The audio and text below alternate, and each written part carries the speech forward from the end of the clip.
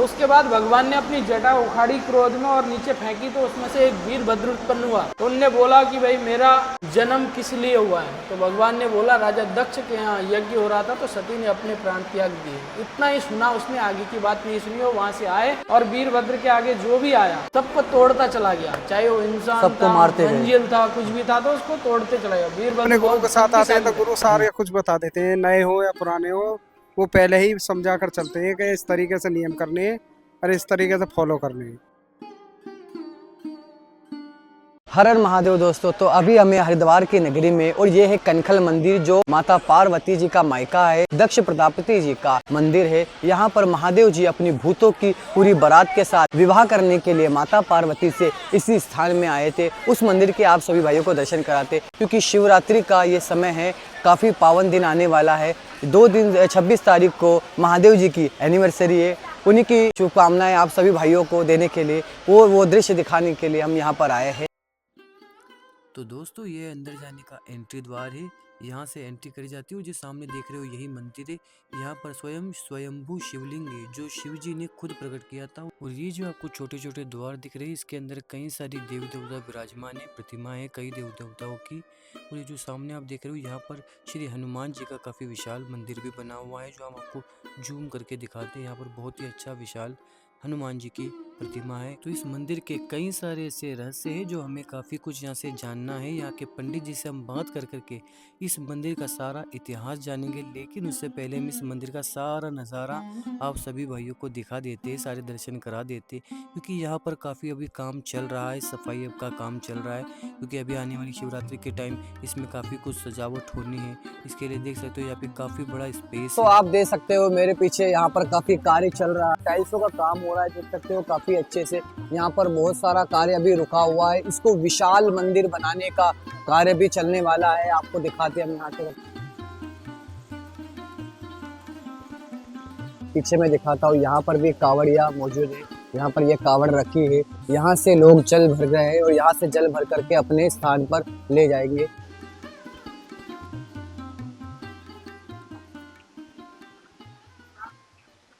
हर हर महादेव, बोलिए कैसे हो? बस ठीक है। क्या नाम है बोले आपका? देवेंद्र, कहाँ से हो आप? गौतम बुद्ध नगर। मतलब यहाँ से आप फर्स्ट टाइम आए हो क्या? हाँ जी। फर्स्ट टाइम कावड़ लेने आए हो क्या? नहीं। हर साल आते हो? हाँ जी, कैसा लग रहा है यहाँ पर आकर आपको? बहुत अच्छा लगता है। मतलब आप अपनी टीम के साथ आए हो वैसे अकेले आए? नई टीम के साथ कुछ कहना चाहोगे लोगों को, कुछ अच्छा संदेश देना चाहोगे? यही कहना चाहेंगे कि भोले की कृपा से जो सब अच्छा ही है और सब आने की कोशिश करें। अब ये कावड़ जब लेता है इंसान, तो इसके क्या क्या नियम होते हैं, कुछ बता सकते हो? नियम क्या है, ये तो सारे नियम सभी को पता है जी। ये वैसे जिसको नहीं पता है उसके लिए कुछ संदेश छोटा मोटा देना चाहोगे? संदेश क्या, जब अपने गुरु के साथ आते हैं तो गुरु सारे कुछ बता देते हैं, नए हो या पुराने हो, वो पहले ही समझा कर चलते हैं कि इस तरीके से नियम करने हैं और इस तरीके से फॉलो करने हैं।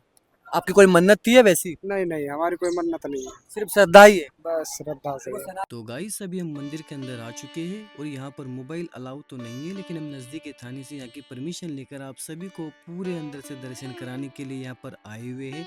अभी काफ़ी भीड़ यहाँ पर मौजूद है दर्शन करने के लिए। यहाँ पर वो हवन कुंड भी है जहाँ पर माता सती जी ने अपने प्राण त्यागे थे।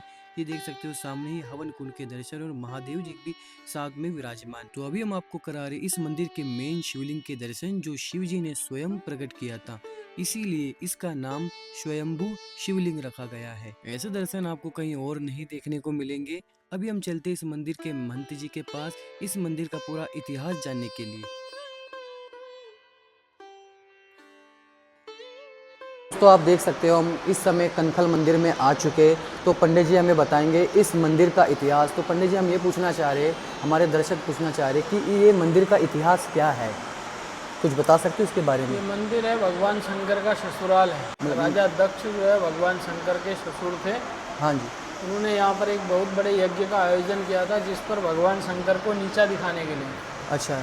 ठीक है, तो भगवान शंकर को सभी को निमंत्रण दिया था, सभी ऋषि मुनियों को, और भगवान शंकर को निमंत्रण नहीं दिया था। जब तो कैलाश के ऊपर से विमान जा रहे थे, तो तब सती ने पूछा था कि भाई विमान कहाँ जा रहे हैं, तो उन्होंने एक विमान को रुकवा लिया था। उससे पूछा था कि कहाँ जा रहे हैं, तो उन्होंने बोला भाई राजा दक्ष के यहाँ बहुत बड़ा यज्ञ का आयोजन है, हम लोग सब वहीं जा रहे हैं। तो उनने कहा भाई अवश्य मेरा पिता आया तो मेरे को निमंत्रण आएगा। उनने जल्दी दौड़ते हुए खुशी के मारे भगवान के पास जाकर के बोला कि भाई मेरे पिता बहुत बड़े यज्ञ का आयोजन कर रहे हैं, तो हम लोग भी चलेंगे। तो भगवान ने बोला भाई हम लोग नहीं जाएंगे, हमारे लिए कोई निमंत्रण नहीं आया है। तो उन्होंने बोला निमंत्रण आता ही होगा। तो भगवान ने बोला हमारे लिए निमंत्रण नहीं आएगा, हम नहीं जाएंगे। तो उसमें क्या है कि सती ने भगवान की बात को नहीं सुना और ज़बरदस्ती अपने पिता से पूछने के लिए आ गई कि भाई मेरे को निमंत्रण क्यों नहीं दिया, मैं लड़की हूँ, हमारे को क्यों नहीं बुलाया। आने के बाद में जब वो आई तो यहाँ पर आने के बाद उनने पूछा, भरी सभा में अपने पिता से पूछा, राजा दक्ष से, कि भाई हमारे को निमंत्रण क्यों नहीं दिया। तो उन्होंने उनको सभी भरी सभा में जवाब दिया कि भाई हम तुम्हारे प्रश्नों के उत्तर देने के बाध्य नहीं हैं, और ऐसा कह के अपना उठ के चल दिए। तो उसके बाद में जब सती को भाई सबके सामने में अपनी बेइज्जती महसूस हुई तो उन्होंने क्या करा कि भाई अपना, उसने बोला ये शरीर मेरा अपवित्र हो गया क्यों, भगवान की अवहेलना करके मैं आई हूँ, भगवान ने मना किया था, मैं ज़बरदस्ती आई हूँ, अब मैं उनको जा कर के क्या जवाब दूँ और कैसे जाऊँ। इसलिए उनको अपने से ही घृणा होने लगी कि पिता ने सबके सामने बेइज्जती कर दी और पति से बिना आज्ञा पाए आई हूँ, तो अपने शरीर से घृणा होगी। तो उन्होंने बोला भाई अब ये शरीर मेरा अपवित्र हो गया है, इसको मैं यहीं पर अपनी योग अग्नि के द्वारा अपने प्राणों को त्याग दूँगा। वहीं उसी हवन कुंड के बगल में बैठ करके अपनी योग निंद्रा में उन्होंने अपने प्राणों को त्याग दिया। जिसके बाद जो शरीर था, पार्थिव शरीर था, वो यहीं पर था, आत्मा को उन्होंने योग क्रिया के द्वारा निकाल दिया था। तो जिसके बाद में वीरभद्र को और उनके जो नंदीश्वर गण आए थे, उन गणों ने जो है भगवान को सूचना भेजी कि भाई ऐसे ऐसी बात है, यहाँ आए थे, मैं ऐसा हो गया है। तो उसके बाद भगवान ने अपनी जटा उखाड़ी क्रोध में और नीचे फेंकी, तो उसमें से एक वीरभद्र उत्पन्न हुआ। बहुत लंबा चौड़ा होता गया, जब तक भगवान ने उसके ऊपर नज़र नहीं टिकाई तब तक वो बढ़ता गया। जैसे भगवान ने नज़र उसके ऊपर लगाई तो रुक गया वहीं पर बढ़ना। तो उनने बोला कि भाई मेरा जन्म किस लिए हुआ है। तो भगवान ने बोला राजा दक्ष के यहाँ यज्ञ हो रहा था तो सती ने अपने प्राण त्याग दिए। इतना ही सुना उसने, आगे की बात नहीं सुनी। वो वहाँ से आए और वीरभद्र के आगे जो भी आया सबको तोड़ता चला गया, चाहे वो इंसान सबको था, मारते गए। मंजिल था, कुछ भी था, तो उसको तोड़ते चला गया। वीरभद्र बहुत शक्तिशाली थे। लास्ट में उन्होंने जब आकर के देखा भी राजा दक्ष को ढूंढने लगे तो राजा दक्ष नहीं मिला, तो बाद में जाकर के उन्हें राजा दक्ष की खोपड़ी निकाल दी पूरी, सिर से मतलब धड़ से अलग कर दी, निकाल करके और उसी हवन कुंड में डाल दिया।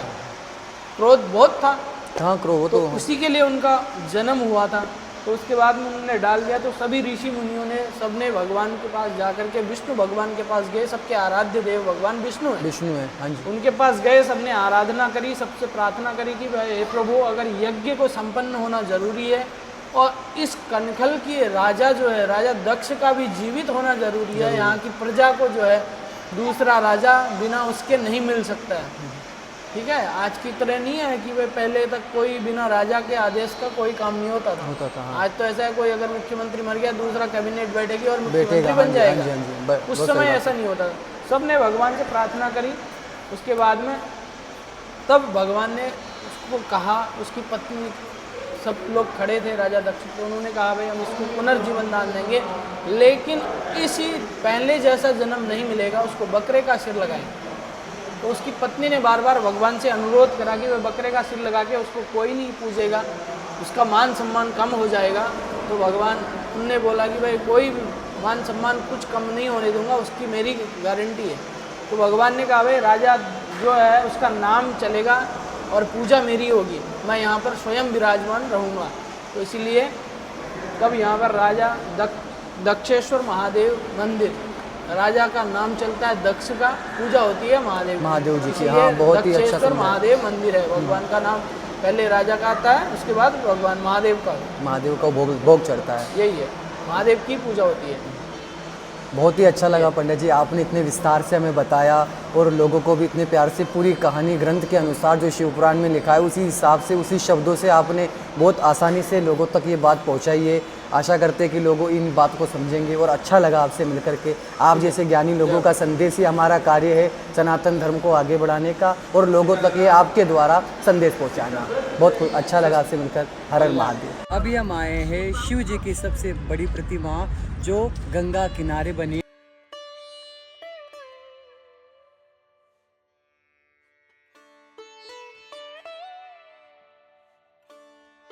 तो अपने फ्रेंड के साथ इस समय काफ़ी अच्छा यहाँ का नज़ारा है। और काफ़ी अच्छा यहाँ पर व्यूज़ है।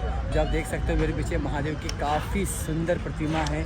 शिवरात्रि के इस अवसर पर हम यहाँ पर देखने के लिए आए हैं। यहाँ पर कितना रस है। यहाँ पर छोटे छोटे वृक्ष बने हुए हैं जहाँ पर आप आराम से घूम सकते हैं। इस वृक्ष के और इस पार्क में आकर के आपको गंगा किनारे के भी दर्शन हो जाते हैं। तो ये है दोस्तों गंगा मैया का सबसे अद्भुत नज़ारा, और यहाँ पर आने के लिए आपको हर की पौड़ी से मात्र 10 मिनट का समय लगता है। आप यहाँ पर हर की पौड़ी से ऑटो रिक्शा से भी आ सकते हो, वो भी मात्र 20 रुपए में। इस मंदिर के बाहर काफी सारी दुकानें जो आपको खाने पीने की व्यवस्था भी मिल जाती है। अगर आपको हमारा वीडियो अच्छा लगा है तो इसे लाइक और सब्सक्राइब जरूर करना, जिससे हम आपके लिए और भी अच्छी वीडियो बना सके। हर हर महादेव।